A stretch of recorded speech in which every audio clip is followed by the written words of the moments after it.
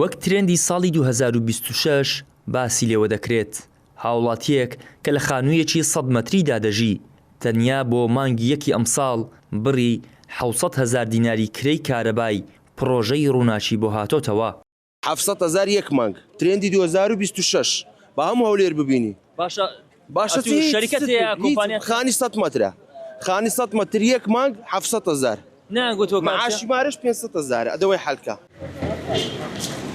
لە بەردەم بەشی فرۆشتنی وزە لە بەڕێوەبەرایەتی دابەشکردنی کارەبای هەولێر گفتوگۆم لەگەڵ بەشێک لەو هاوڵاتیانەدا کرد کە کێشەی کارەبایان هەبوو. بەشێک لەوان وەک خۆیان دەیڵێن قەرزیان لەسەر زیاد کراوە، بەشێکیشیان کرەی مانگەکانی پێشووتریان داوە بەڵام سەر لە نوێ بۆیان هاتۆتەوە.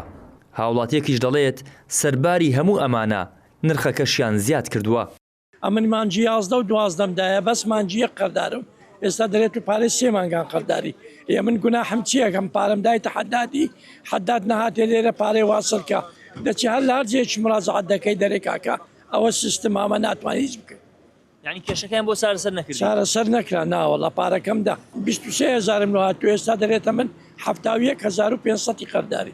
مانگا 11 هاتیە مانگا 12 بۆ من هاتیە میلیۆنێک 272,500 دینار.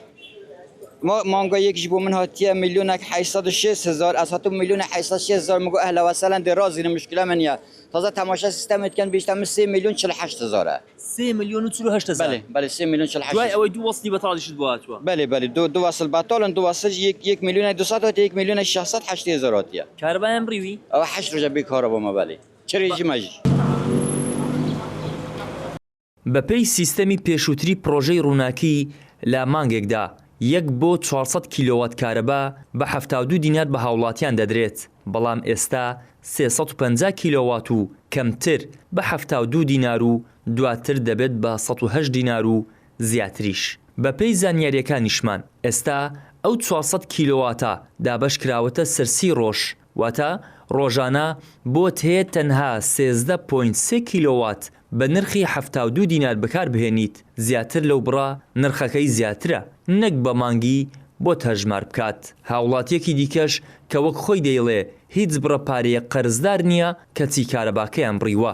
ئێستا من هیچم لەسەر نییە وەسلم هینە هیچ قەرزدار هیچ قەرزار نیمە وەسلم هینە کاکە ئەو وەسلۆ کارەبا بڕە دەرێ ئەمنیان نارتەکە مدیری لە کەمەدیریش ئەمنی نارتە سیانەی لە سیانە هاتیە سیانە گوتی هاتە مارێت تەماشای کردی دەری لۆ کارەبەت بڕای گوتم توانمەوان دەزان ئێستاوە ئەو ڕووکە هاتیمەوە یەکشەمە هێشتا کارەبام نییە ئەو هاتیمە ئەمنیان نارتە ڕقەمە عەفدەی 546 546 نەفەریەت و 546 نەفەرم ئێگوتی بەبەر ناکەوی کاکە لە خۆ لێ ڕاوەستای لێ گۆڕم ژوا دەچمەوە مانجی نۆدا ئەوانە 47 بووە 48 بووە 50 بووە 56 باتیە مانجی 11 78,750 دینارمان بۆاتە ئێمە بەحسابین بۆزە پارەکە وگەی هەر نەهادوتیان کارەبا دەبڕێن نەچن ئێستا هاتم پارەکەمدا کارەبام نەبڕایە بەس هاتمەرێ 388,000 دایە ئێستا.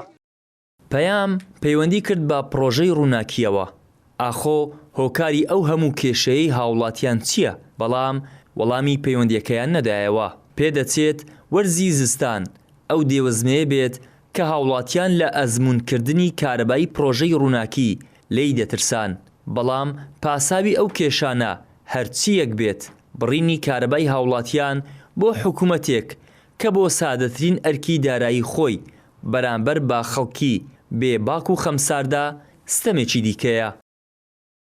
ئیدریس محەممەد کەناڵی ئاسمانی پەیام هەولێر.